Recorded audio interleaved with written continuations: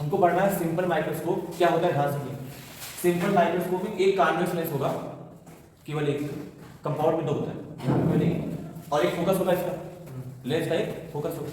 तो आपको ऑब्जेक्ट हमेशा इसके ऑप्टिकल सेंटर और फोकस के बीच बनेगा। यहाँ पर आपने ऑब्जेक्ट रखा, ये ऑब्जेक्ट कहाँ रखना है, ओएस के बीच, ओएस के बीच। अब इसकी फोकल लेंथ क्या होनी चाहिए? अच्छा बताइए, माइक्रोस्कोप से आप क्या देखेंगे? छोटा ऑब्जेक्ट। माइक्रोस्कोप से आप क्या देखेंगे? छोटा ऑब्जेक्ट। तो वो जो ऑब्जेक्ट है वो लेंस के पास होना चाहिए, नेचुरल बात है, और उसको रखना कहाँ पे है? फोकस के अंदर। तो इसकी फोकल लेंथ भी कम होनी चाहिए, इसका एपर्चर भी कम होना चाहिए। जब इसको यहाँ रखेंगे तो आपने पढ़ा होगा कि जब लेंस के ऑप्टिकल सेंटर और फोकस के बीच में कोई ऑब्जेक्ट रखते हैं तो उसकी इमेज वर्चुअल बनती है, बड़ी बनती है, और ना इधर बन के इधर बनती है, टुवर्ड्स ऑब्जेक्ट ही बनती है। तो इसको आप बना के देख लीजिए, जैसे यहाँ फोकस है तो इतनी दूरी में यहाँ फोकस बना लीजिए ना। पैरेलल रेज कहाँ से जाती है? पैरेलल रेज फोकस, ये जाएगी फोकस से, ठीक है, बोलो यस सर। तो पैरेलल रेज चलेगी फोकस से, और जो ऑप्टिकल सेंटर से जाती है वो ऑप्टिकल सेंटर से जाएगी। तो जब आप इसको सीधे बनाएंगे तो इनके जो बीच की दूरी है देखिए बढ़ती जा रही है, तो आगे जाके ये मिलेगी नहीं। तो आप इसको जब भी पीछे बनाएंगे, स्ट्रेट करेंगे, तो हमेशा इसकी बड़ी इमेज कहीं जाकर बनेगी। तो ये इमेज हमेशा कहाँ मिलेगी? इस ऑब्जेक्ट के पीछे। तो यही जो लेंस है यही आपका आई लेंस भी हो गया। कौन सा लेंस? Eye lens. और यहाँ पर आपकी आंख है, इस आंख से आप इस इमेज को बनते हुए देखिए, ठीक है। तो ये इमेज कौन सी हो गई? आई लेंस, ए डैश। तो ये हो गई आपकी इमेज, ये हो गया आपका ऑब्जेक्ट। इतना समझ में आया? ऑब्जेक्ट की दूरी को आप मान लेंगे u, इमेज की दूरी को आप मान लेंगे v, मान लिए। अब सुनिए, इमेज के द्वारा, इस इमेज के द्वारा आंख पर बनने वाला जो एंगल है वो है बीटा। क्या? बीटा। जरा ट्राई सुनो, यहाँ देखो, हमको सिंपल माइक्रोस्कोप पढ़ना है। सिंपल माइक्रोस्कोप में एक सिंपल एक कॉन्वेक्स लेंस रहेगा, इसी को आई लेंस बोलते हैं। हमको इसके सामने एक ऑब्जेक्ट रखना है ए बी, जो हमेशा इस लेंस के फोकस के अंदर ही होना चाहिए। यानी ऑब्जेक्ट से ऑप्टिकल सेंटर की दूरी जो u है वो हमेशा इसकी फोकल लेंथ f से कम होनी चाहिए, फोकस के अंदर ऑब्जेक्ट होगा। तो इसकी वर्चुअल इमेज हमेशा बड़ी पीछे बनेगी। तो आप ये निकालेंगे फाइनल इमेज के द्वारा आंख में बनने वाला एंगल, मान लीजिए बीटा।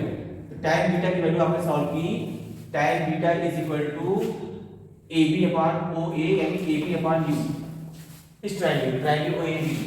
और अलग से इस ऑब्जेक्ट को आंख से 25 सेंटीमीटर की दूरी पर रख लो। कितनी दूरी? 25, उसको d बोलते हैं। और आंख में बनने वाला जो एंगल है, विजुअल एंगल, उसका tan अल्फा निकाल लो। तो tan अल्फा आएगा AB upon D। Yes sir.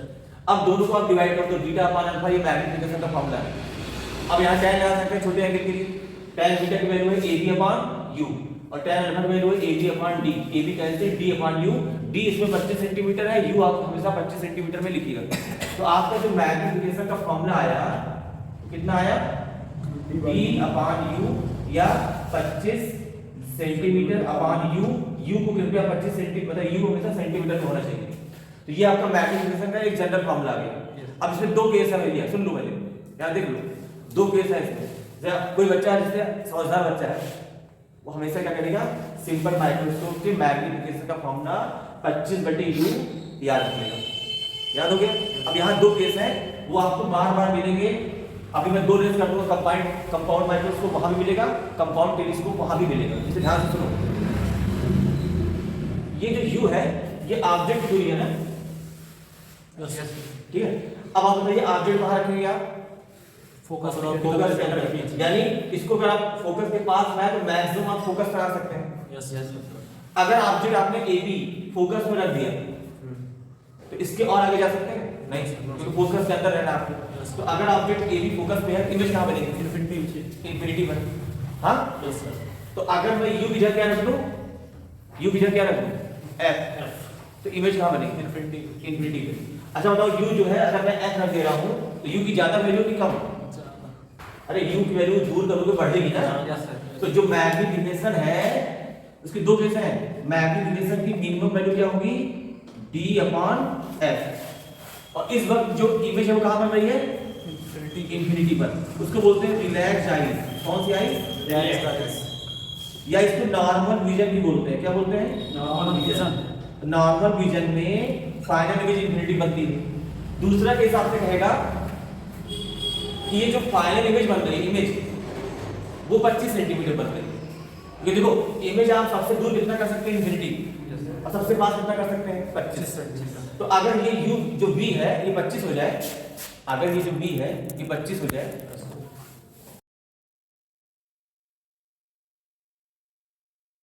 सवाल आए, अगर एग्जाम में कोई सवाल आए किसका, सिंपल माइक्रोस्कोप का, तो मैग्निफिकेशन का यूनिवर्सल फॉर्मूला है D by you, D 25 centimetre upon you, centimetre में लिखना यू को।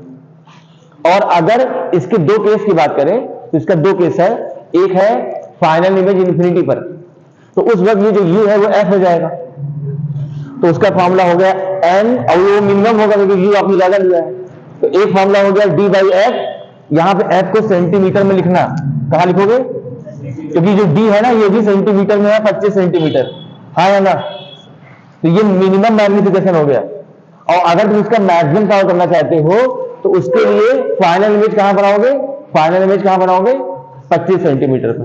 तो अगर तुम फाइनल इमेज 25 सेंटीमीटर में बनाओगे और इसको सॉल्व करोगे तो मैग्निफिकेशन आएगा मैक्सिमम कितना, और उसकी वैल्यू आएगी 1 प्लस डी बाई एफ, यानी ये जो डी बाई एफ है इसी में एक जुड़ जाएगा। कैसे आएगा वो सुन लो, फाइनल इमेज कहां कर रहे हैं, v बराबर डी पर, तो 1 अपान v का इधर बन रहा साइन, तो minus D, minus 1 by you की वैल्यू माइनस यू है ही, इक्वल टू 1 बाई एफ, ये प्लस हो गया, 1 बाई यू बराबर ये जाके प्लस होगा 1 by D plus 1 by F, तो 1 बाई यू की जगह 1 by D plus 1 by F यहां लिखोगे इस फॉर्मूले में डी बाई यू वाले में, तो मैग्निफिकेशन कितना आएगा बताओ, मैग्निफिकेशन बराबर डी बाई यू आया था, इसको d इंटू 1 बाई यू लिख सकते हो, इसको तुम d इंटू 1 बाई यू की जगह 1 by D plus 1 by F लिख सकते हो, d इंटू डी ये हो गया 1 प्लस डी बाई एफ, आया कि नहीं। तो ये मैं कह रहा हूं कि 1 प्लस डी बाई एफ आएगा, यानी डी बाई एफ है मिनिमम मैग्निफिकेशन और 1 प्लस डी बाई एफ है मैक्सिमम।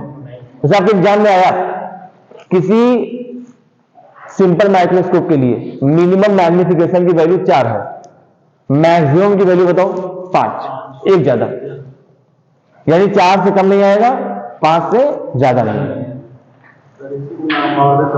हाँ, इसी को हिंदी में आवर्धन क्षमता बोलते हैं, अंग्रेजी में मैग्नीफाइंग पावर बोलते हैं या मैग्निफिकेशन बोलते हैं। बात समझ पाए नहीं,